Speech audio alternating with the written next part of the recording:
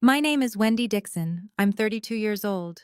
3 weeks ago, my parents stood up at their 40th wedding anniversary dinner and announced to 30 guests, "We're taking the whole family to Hawaii next week for another celebration." Everyone clapped. My sister squealed with excitement. I smiled, already imagining palm trees and ocean breezes, my first real vacation in years. Then I made the mistake of asking a simple question. What time is our flight? My father looked at me like I'd spoken a foreign language. My mother's smile tightened, and in front of every guest in that room, my dad said, "You don't need to know, Wendy. You're not part of this trip. Someone has to stay behind and take care of the kids." 30 pairs of eyes. 30 witnesses to the moment my family told me I wasn't really family at all. But here's what they didn't know. I had a secret, one I'd been building for 3 years, and that night, I decided it was finally time to use it. Before I tell you what happened next, please take a moment to like and subscribe, but only if this story resonates with you. And drop a comment telling me where you're watching from and what time it is there.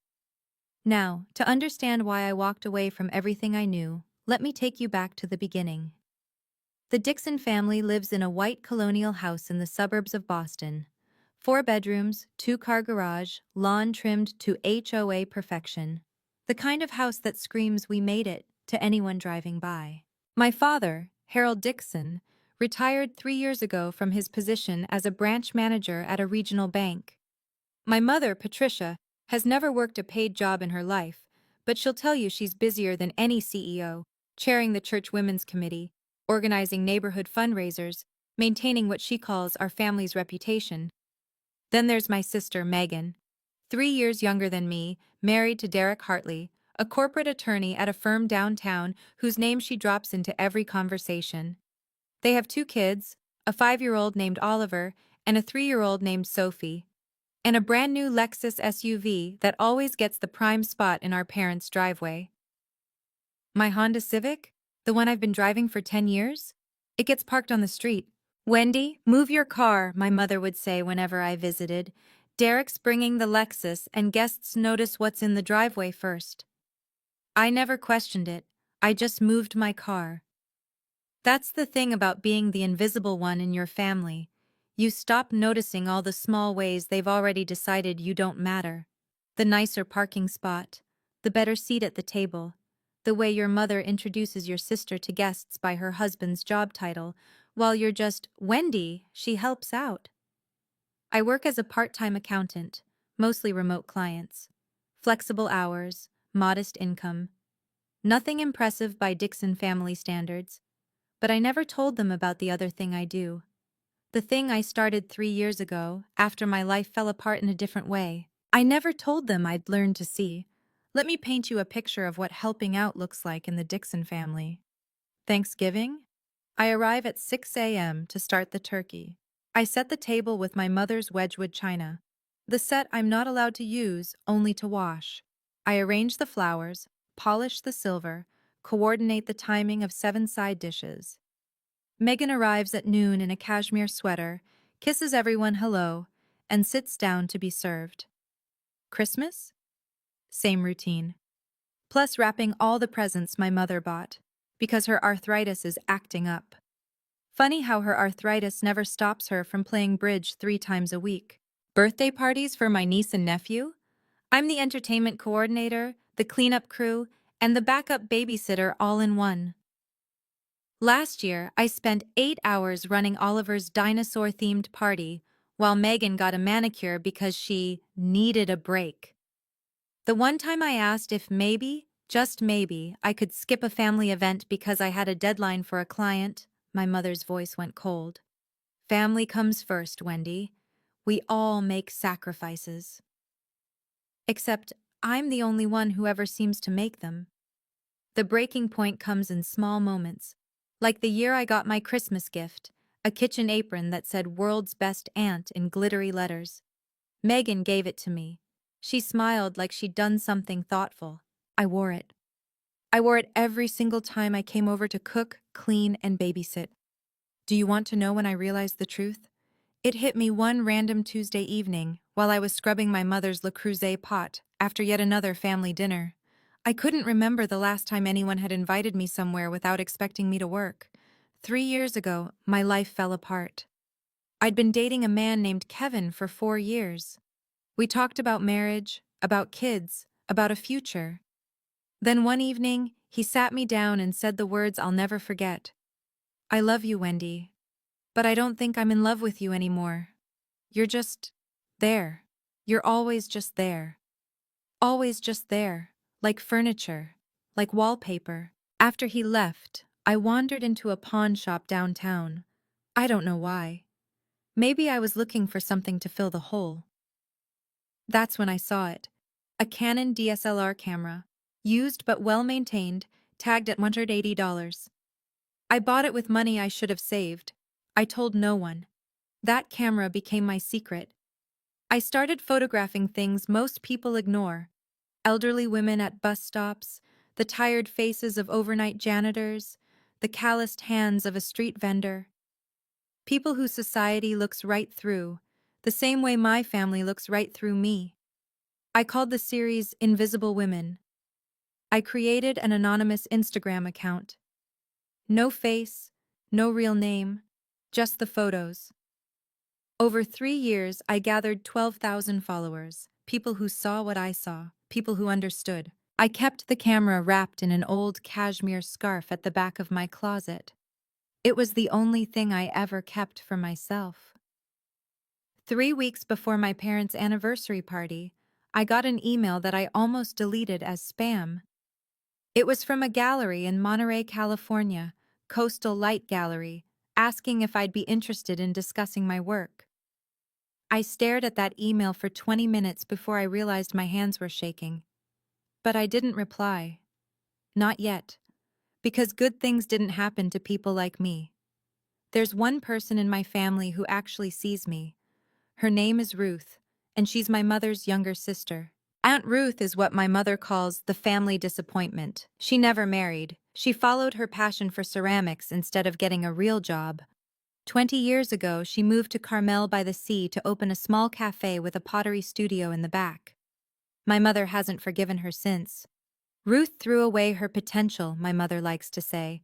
She could have had a good life, but she chose to play with clay. I've been calling Aunt Ruth every Sunday night for 7 years. My mother doesn't know. It was Aunt Ruth who first saw my photographs. I'd sent her one, just one testing the waters, and her response made me cry. "Wendy, this is extraordinary. You have a gift." Nobody had ever called anything I did extraordinary. She was the one who encouraged me to keep shooting, to keep posting. And she was the one who 3 weeks before my parents' anniversary said something that changed everything. "Wendy, I hope you don't mind, but I sent your Instagram link to someone, a gallery owner I know in Monterey. His name is Marcus Coleman. He's looking for emerging artists." I nearly dropped the phone. "Aunt Ruth, that's the gallery that emailed me." "I know, sweetheart. He told me. He wants to talk to you about a solo exhibition." Silence. My heart pounding. "But that's real. That's an actual career thing." "Yes, it is." Her voice was gentle but firm. "And you deserve it. You don't need anyone's permission to pursue what you love.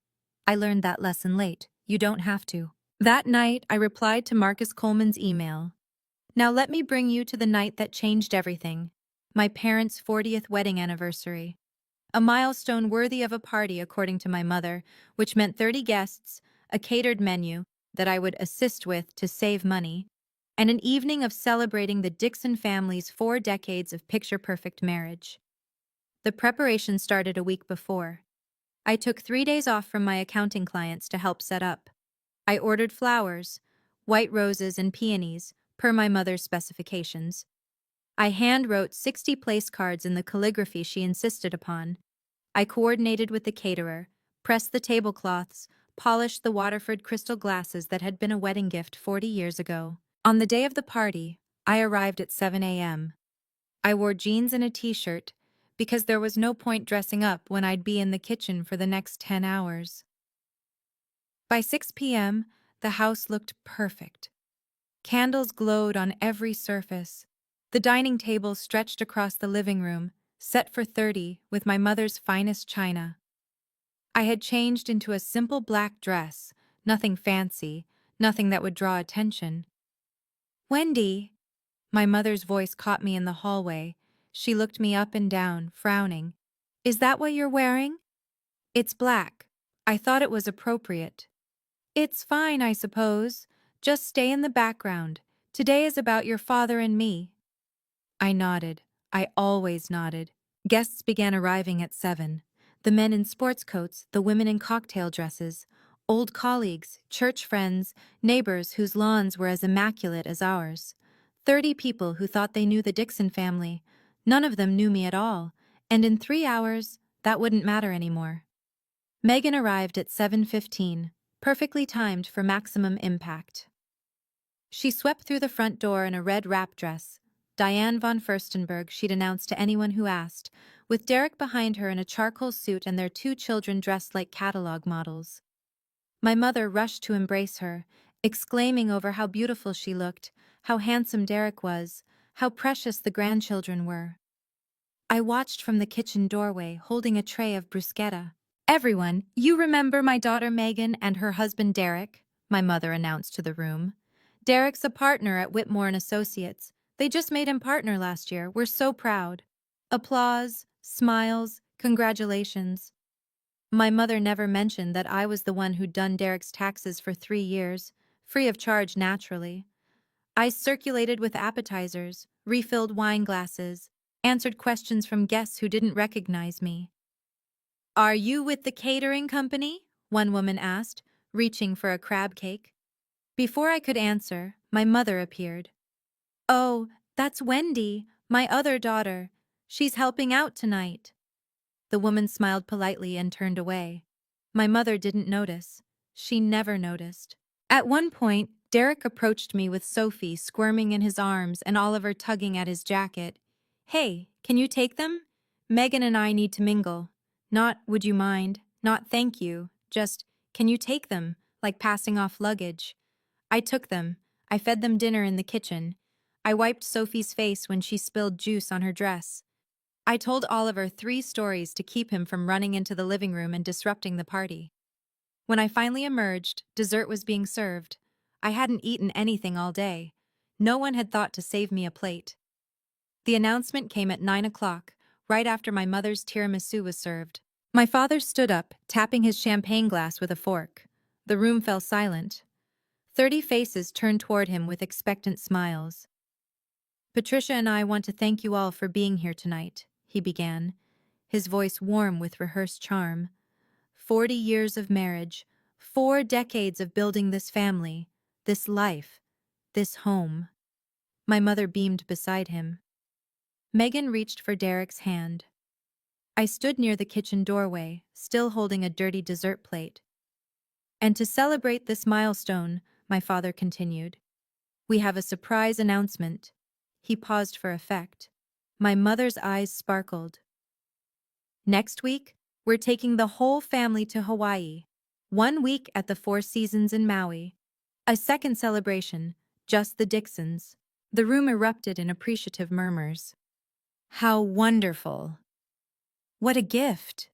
You two deserve it, Megan actually squealed. Dad, that's amazing! The kids are going to love it! I felt something lift in my chest. The whole family. That meant me too. For once, I wouldn't be cooking, cleaning, or babysitting. I'd actually be included. I stepped forward, allowing myself a small smile. That sounds incredible. What time is our flight? The question hung in the air. My father's expression shifted. He glanced at my mother. Something passed between them. A look I'd seen 1,000 times but never understood until that moment.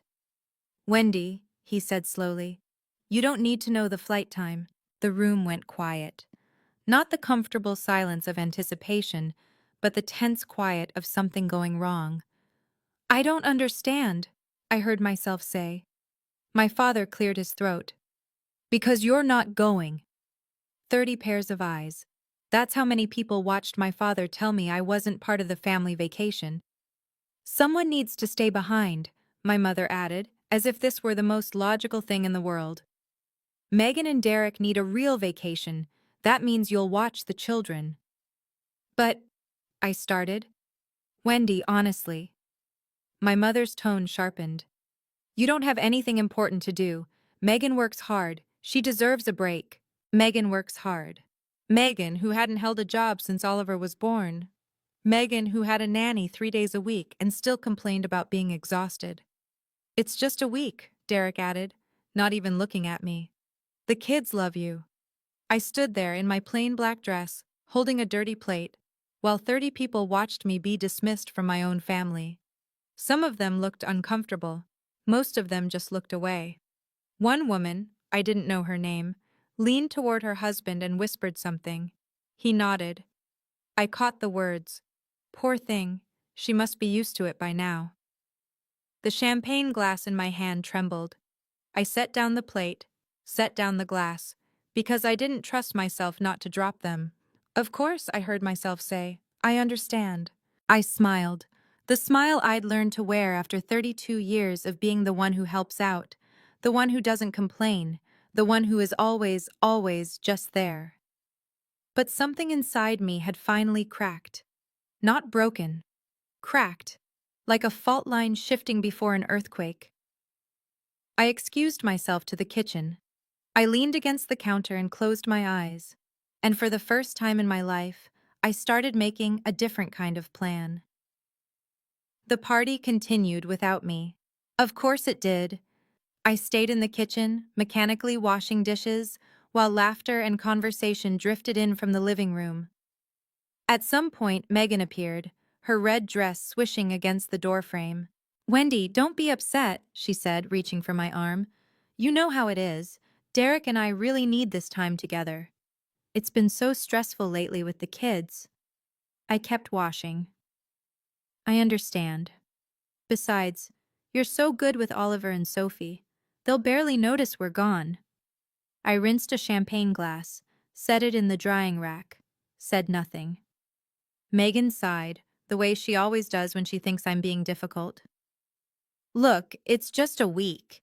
And you don't have, like, a boyfriend or anything tying you down. Your schedule is flexible. Flexible. That word again.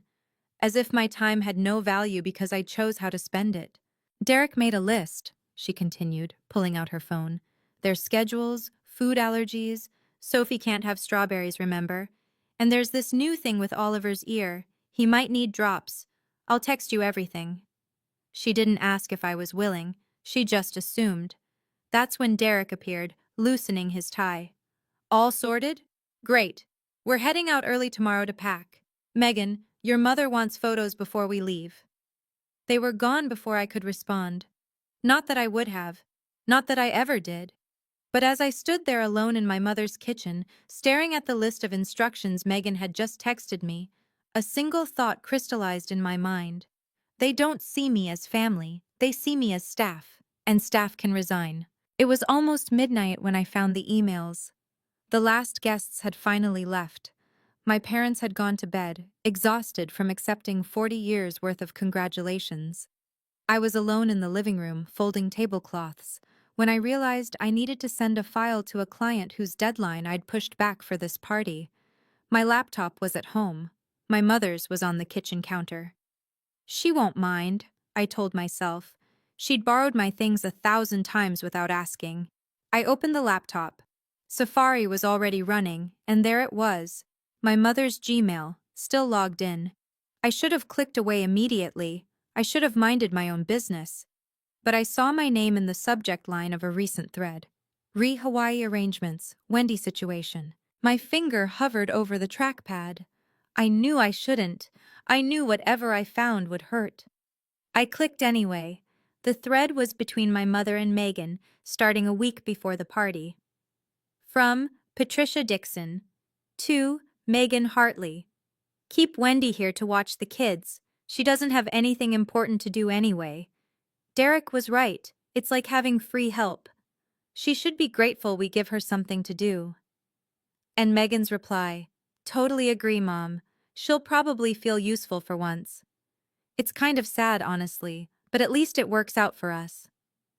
I read those words 3 times to make sure I understood them. Free help. She should be grateful. Kind of sad. I took screenshots. I emailed them to myself. I deleted my email from the sent folder and cleared the browser history. Then I sat in my mother's dark kitchen, in the house where I'd grown up, and finally let myself understand exactly what I was to them. I drove home at 1 in the morning through empty streets. My apartment was small, a one-bedroom in a building that hadn't been updated since the 90s. Beige carpet, white walls, furniture I'd bought secondhand. My mother had called it depressing the one time she visited, but it was mine, the only space where I could breathe. I sat in the darkness for a long time, staring at my phone. The email from Marcus Coleman glowed on the screen, the one I'd answered but never followed up on. We'd exchanged a few messages about a potential meeting. He wanted to see my full portfolio in person. He was excited about the series. I could go. I could actually go. I picked up my phone and called the only person who would understand. Aunt Ruth answered on the second ring, even though it was past midnight. "Wendy, what's wrong?" I told her everything. The announcement, the humiliation, the emails. My voice cracked exactly once when I read aloud the words "free help." When I finished, there was silence on the line.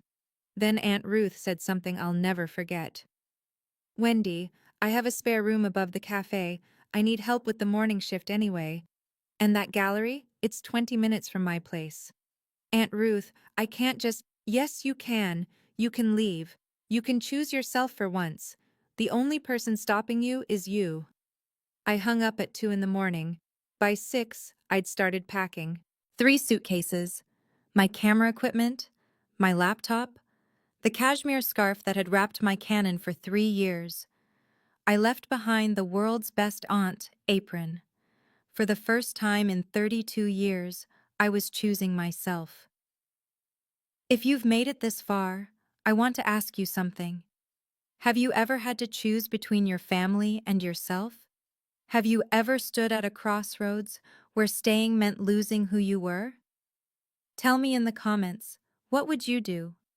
Would you stay and endure it, or would you leave? And if this story matters to you, please hit that like button. Now let me tell you what happened when I told them I was leaving.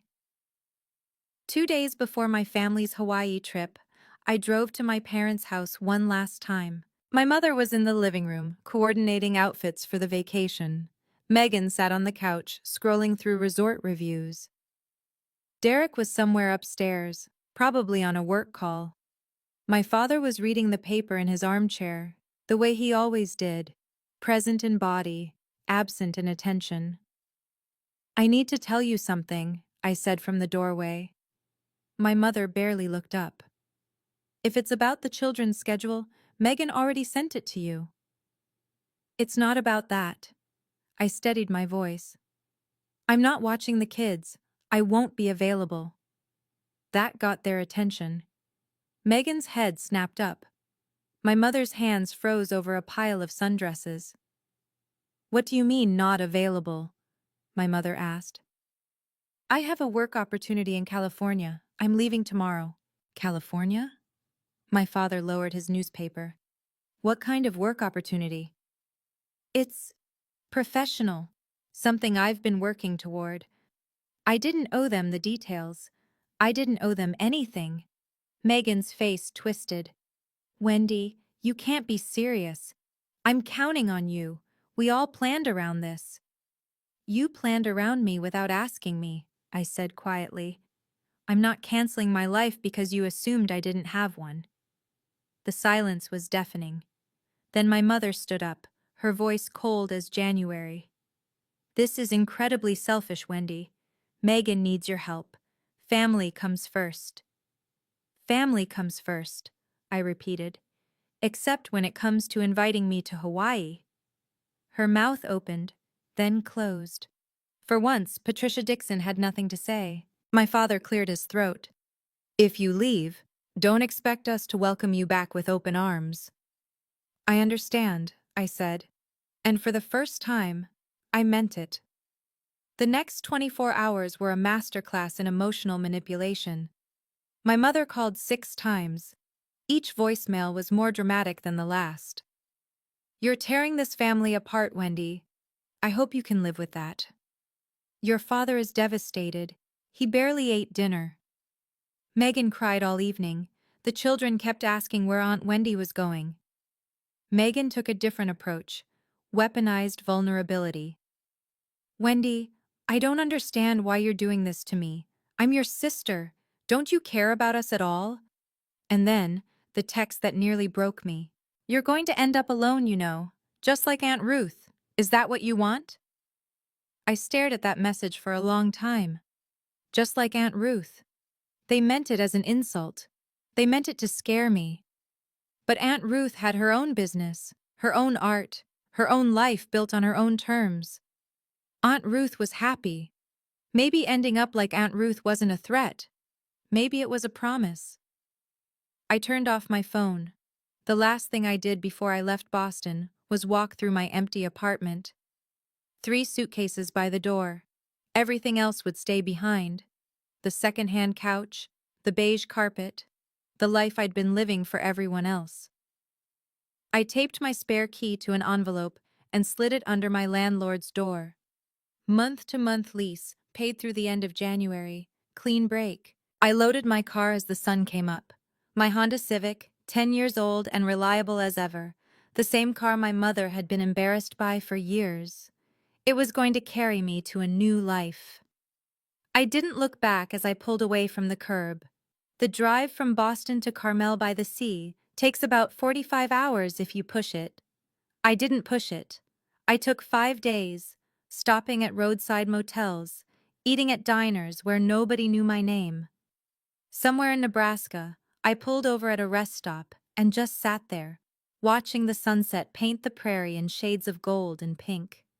I photographed it, my first shot as a free woman. On the 3rd day, my phone buzzed with a text from Megan. I turned it back on to check directions. "Mom says if you're not home when we get back from Hawaii, you're dead to her." I read it once, then I deleted it. She was already acting like I was dead anyway. At least now I'd be alive somewhere else. On the 4th day, I called Aunt Ruth from a gas station in Arizona.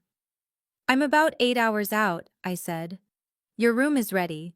Fresh sheets, ocean view, and Marcus wants to meet you tomorrow afternoon if you're up for it."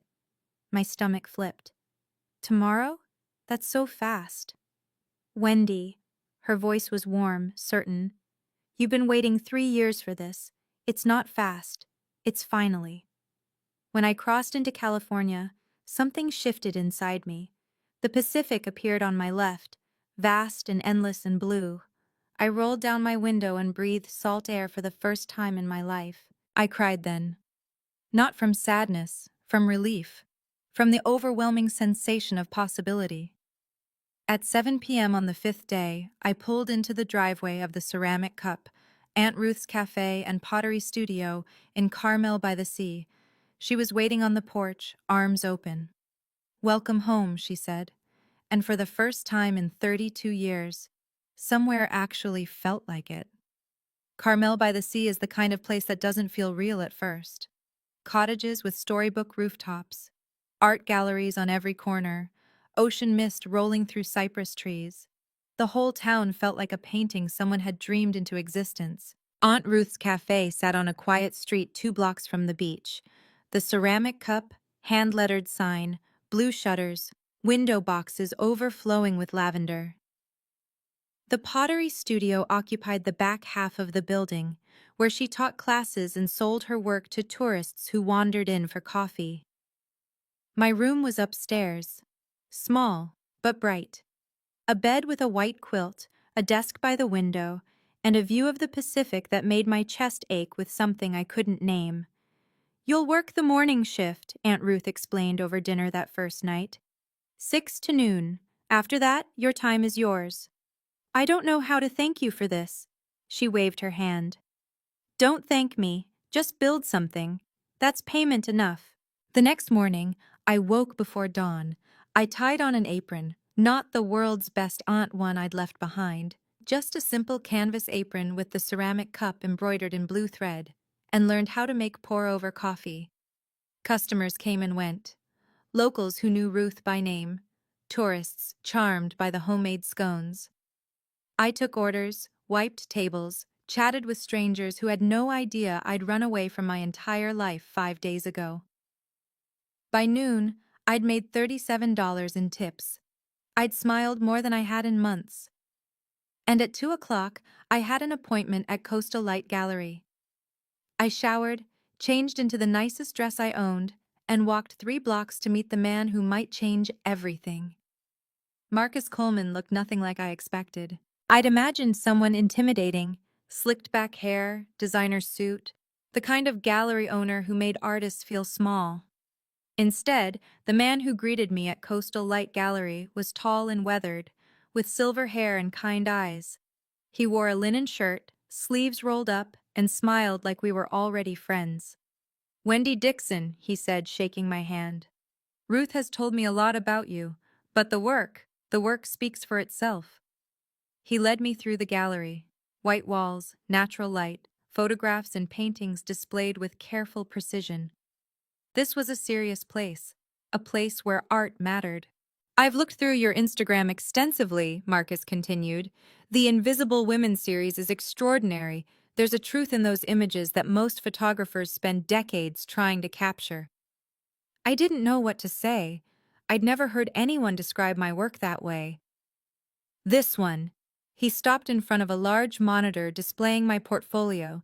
On screen was a photograph I'd taken 2 years ago, an elderly woman waiting alone at a bus stop, her face a map of lines and quiet dignity. "This is the one that made me reach out. There's something in her eyes. Patience, maybe. Or resignation. It's heartbreaking."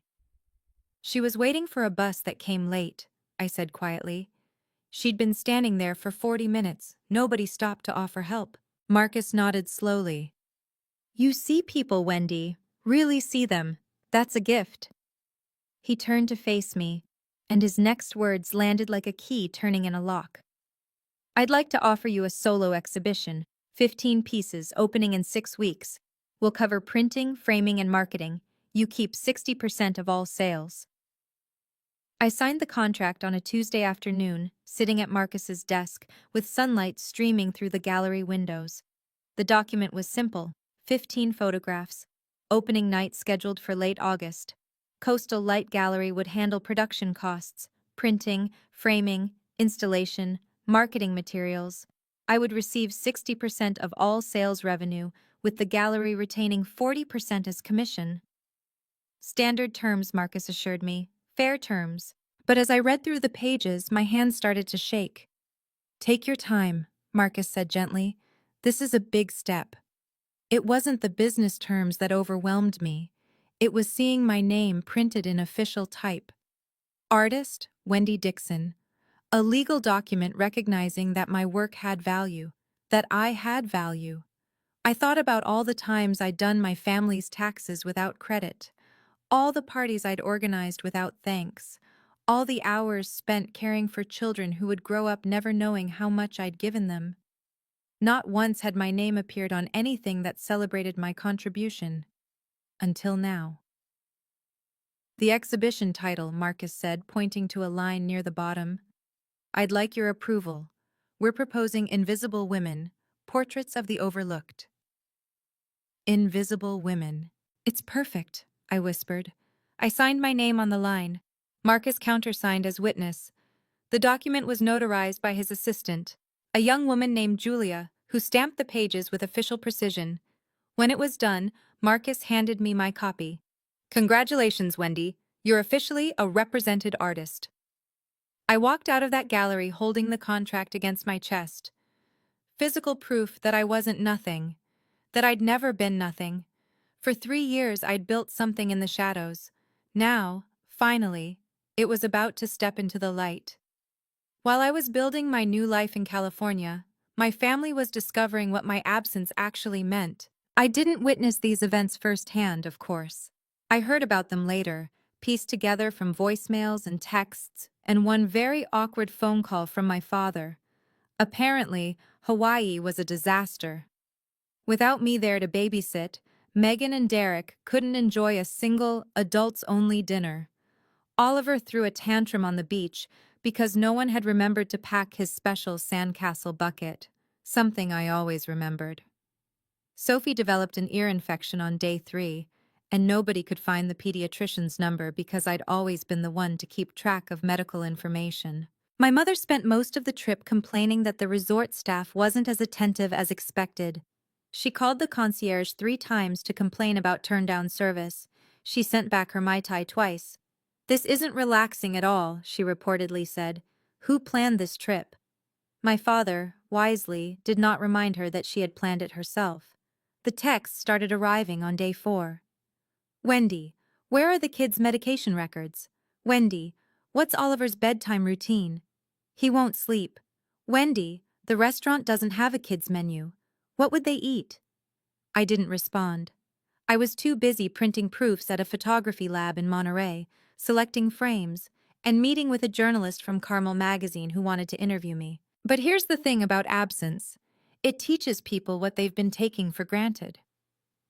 On day 6 of their Hawaiian vacation, Megan did something she'd never done before. She searched my name on Google, and for the first time, she found something other than a blank page. 6 weeks later, I stood in the center of Coastal Light Gallery and couldn't quite believe it was real. 15 of my photographs hung on the walls, each one printed large and framed in simple black. The gallery glowed with soft light. A string quartet played in the corner. Marcus's idea, not mine. A bartender in a crisp white shirt poured champagne. 50 guests moved through the space. Local artists I'd met through Aunt Ruth. Collectors Marcus had invited. A journalist from Carmel magazine, already taking notes. People who had come specifically to see my work, on gallery walls, with price tags that made me dizzy. I wore a navy dress. Simple, elegant, nothing that screamed for attention. My hair was down for once. I'd even put on lipstick, something I rarely did. Aunt Ruth appeared at my side, pressing a glass of champagne into my hand. "How do you feel?" "Terrified," I admitted. "What if nobody buys anything?" "Someone already has." She nodded toward a woman in pearls examining the centerpiece of my exhibition, the bus stop photograph, the one that had caught Marcus's attention. A small red dot had appeared on the wall placard beside it. "That's Mrs. Pemberton. She owns half the art in Monterey County. She just bought that piece for $3,000. $3,000. For something I'd created. "Wendy." Marcus approached, grinning broadly. "I want to introduce you to someone from the magazine. They're considering you for next month's cover feature." Cover feature. Magazine cover. My face, my name, my story, all in print. I was halfway through that introduction when the gallery door opened and my world tilted on its axis. Megan and Derek walked in, still sunburned from Hawaii. They looked completely out of place. Megan wore a floral sundress more suited to a beach brunch than an art opening. Derek had his phone out, already frowning at something on the screen. They both scanned the room with expressions I knew well, the look my family wore whenever they encountered something outside their understanding. Then Megan saw me. "Wendy!" She rushed forward, arms outstretched, like we were reuniting after a long separation she'd been dreading. "Oh my God, we've been so worried about you!" 50 guests turned to look. The string quartet faltered for half a beat before continuing. "Megan," I kept my voice calm. "This is unexpected. We had to come." Her eyes were wide, earnest. "We flew in yesterday. Mom found your Instagram. She's been calling everyone trying to track you down." Derek appeared behind her, nodding at me like we were business associates. "Wendy, nice place." "It's a gallery," I said. "My gallery opening, actually." Megan blinked, taking in the photographs on the walls for the first time, taking in the guests, the champagne, the price tags. "You did all this?" Her voice was genuinely confused. "Since when do you do this?" "Since 3 years ago. You never asked what I did in my free time." Aunt Ruth materialized at my elbow, a quiet wall of support. Across the room, Marcus was watching carefully, ready to intervene if needed. Megan leaned closer, lowering her voice. "Wendy, I have news." I'm pregnant again. Number 3. And I really need you to come home. Derek's work is crazy right now. Mom's not helpful with the kids. I need you. There it was. Not an apology, not congratulations on the exhibition, just need. Always, always their need. The words hung in the air between us. I need you. How many times had I heard that phrase? How many times had I dropped everything, rearranged my life, made myself small enough to fit into the space they'd carved out for me? Megan, I said quietly, I'm in the middle of my opening night. I know, and this is lovely, really. She waved her hand at my life's work like it was a cute hobby. But we can talk about that later. Right now, I need to know when you're coming back. She's not coming back. Aunt Ruth's voice cut through like a blade. She lives here now. Derek stepped forward, irritation flickering across his face. With all due respect, Ruth, this is family business. Family business? Aunt Ruth laughed. A short, sharp sound. You mean the family that uninvited her from vacation and called her free help in emails she wasn't supposed to see? Megan went pale. Around us, guests had stopped pretending not to listen. The journalist from Carmel magazine. I noticed her pen moving rapidly across her notepad. That's not... We didn't mean it like that, Megan stammered. How exactly did you mean it? This came from Mrs. Pemberton, the collector who'd just purchased my photograph. She stood nearby, champagne in hand, watching the scene unfold with undisguised interest. I'm sorry, Derek said tightly. Who are you? Someone who just paid $3,000 for that young woman's art. Mrs. Pemberton nodded toward my bus stop photograph.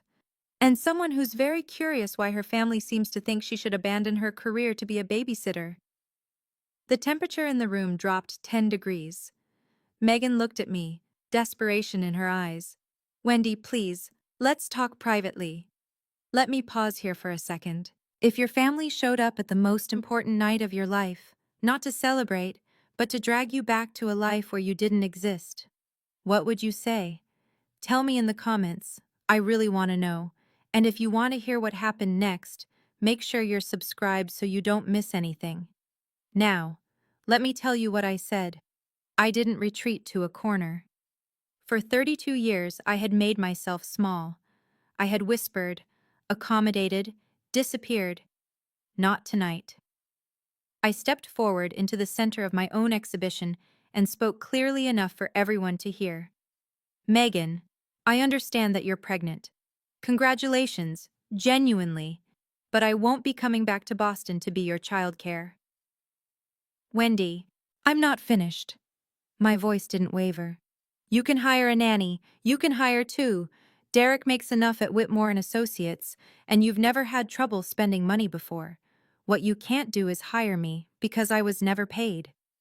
Megan's mouth opened, then closed. Around us, I could feel the gallery guests leaning in. This isn't a hobby, I continued, gesturing to the walls. This is my work. I've been building this for 3 years while everyone in our family assumed I had nothing important to do. And just so we're clear, I pointed to the photograph Mrs. Pemberton had purchased. That piece just sold for $3,000. Tonight, I've sold 4 pieces totaling $8,000. My work has value. I have value.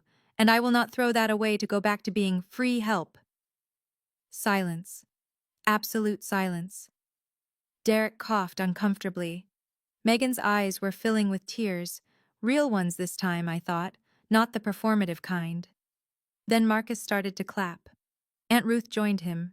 Mrs. Pemberton raised her champagne glass in a silent toast. One by one, the other guests followed.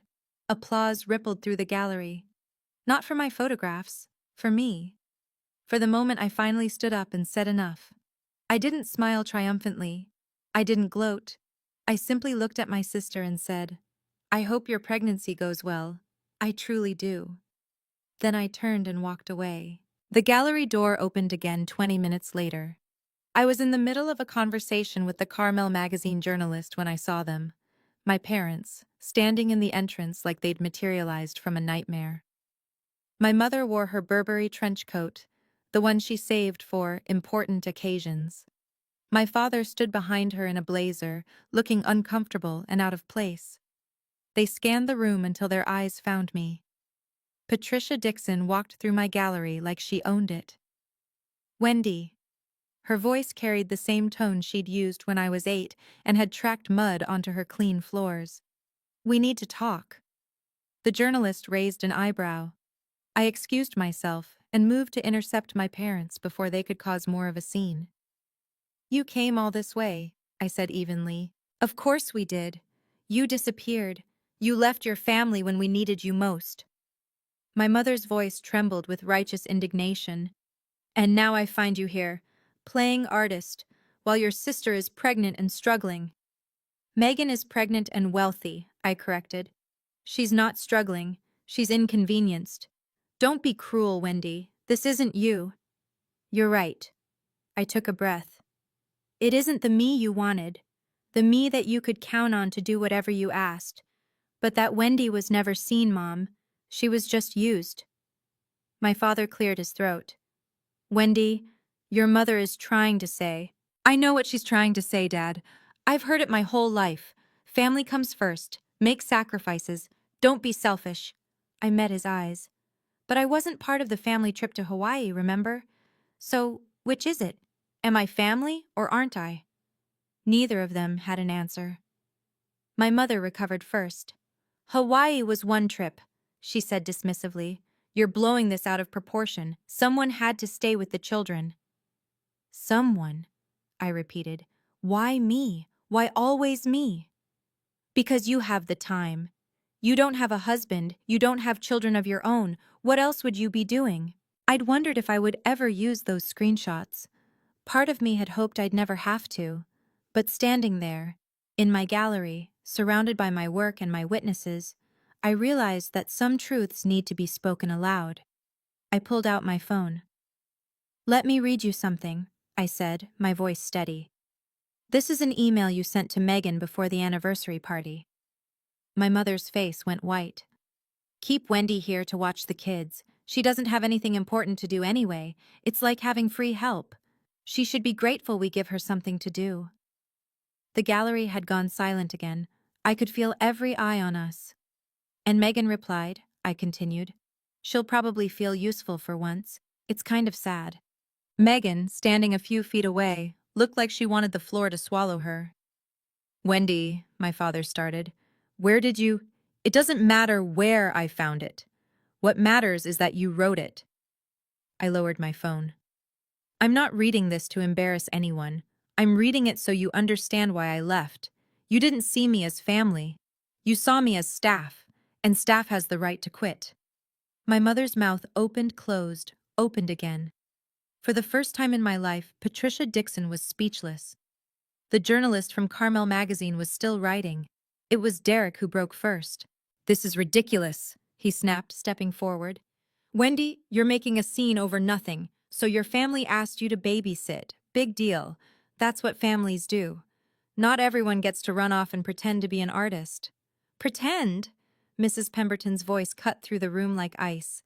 I just spent $3,000 on her work. I don't pay that kind of money for pretend. Derek turned, his corporate composure cracking. With respect, ma'am, you don't know this family. This is between us. Actually, I know exactly what I need to know. Mrs. Pemberton set down her champagne glass. I know that young woman has spent years photographing people society overlooks, and I know her own family treated her exactly the same way. A murmur rippled through the gallery. Guests were openly staring now, the kind of attention my mother had always craved, but not like this. Never like this. My mother tried to salvage the situation. This is a misunderstanding. Family jokes are being taken out of context. A joke? Another voice, a woman in her 60s with silver hair and a kind face. I'd sold her a photograph earlier that evening. Telling your daughter she has nothing important to do? Calling her free help? What's funny about that? More murmurs. More judgment. The social capital my mother had spent decades accumulating was evaporating in real time. I think, Aunt Ruth said gently, it might be time for you to leave. My mother's face flushed scarlet. My father took her arm. Megan was crying now. Real, humiliated tears. Derek stood frozen, finally understanding that his courtroom tactics meant nothing here. "Wendy," my mother said, her voice shaking, "you'll regret this." "No," I said quietly. "I really won't." My mother left first. She turned on her heel without another word, pulling my father behind her. The gallery door closed with a soft click that somehow echoed louder than a slam. Megan lingered, mascara smudged, arms wrapped around herself like a child caught misbehaving. "Wendy," her voice cracked, "I didn't know you felt this way. I thought you liked helping." "No, you didn't," I said, not unkindly. "You didn't think about it at all. None of you did." Derek put a hand on Megan's shoulder. For once, he said nothing. Maybe he'd finally run out of arguments. "I hope your pregnancy is healthy," I added. "I hope your kids are happy. But I won't be their live-in aunt anymore. If you want to be in my life, it has to be different. It has to be equal." Megan nodded, tears streaming. "I understand." I wasn't sure she did. But it wasn't my job to make her understand anymore. They left through the same door our parents had used. The gallery let out a collective breath. Aunt Ruth appeared beside me, wrapping an arm around my shoulders. "You okay?" "I think so." I let out a shaky laugh. I just told off my entire family in public, at my own art show. "You did, and you were magnificent." Marcus approached, pressing a fresh glass of champagne into my hand. "For what it's worth, I've been doing this for 20 years. Never seen an opening night quite like this one." "Is that good or bad?" He smiled. "Let's just say everyone here is going to remember your name, and that, Wendy Dixon, is exactly what an artist needs." I looked around at my photographs, my gallery, my new life. For once, I didn't feel invisible. By the time the gallery closed that night, I had sold 8 of 15 photographs. 8 pieces, $14,000 in total sales. 8,400 would go to me. 60%, just like the contract promised. Marcus handed me the printout of the evening's transactions as the last guest filtered out. Not bad for an opening night. Especially one with unexpected family drama. I stared at the numbers. $8,400. More than I'd made in 3 months of part-time accounting work. "Mrs. Pemberton wants to commission a piece," Marcus continued. "She has a vacation home in Big Sur, wants you to photograph the coastline." "A commission?" "Private collectors often work that way. She liked your eye. She wants to see what you do with her landscape." He handed me a business card. "Her assistant's contact. Call them next week." I tucked the card carefully into my clutch, next to my copy of the gallery contract. "And the magazine interview," Marcus added. "Susan said she has enough material for a feature. They're considering you for next month's cover." Cover? Of an actual magazine, with my name and my face and my story. Aunt Ruth helped me carry the unsold photographs back to my room above the cafe that night. 7 pieces, still waiting for the right buyers. But 7 was better than 15. 7 meant people had seen value in what I created. I set the check on my desk, the first check I'd ever received for my art, and photographed it. Not to post anywhere, just to remember. Payable to Wendy Dixon, $8,400. Proof. Physical proof that I wasn't nothing, that I'd never been nothing at all.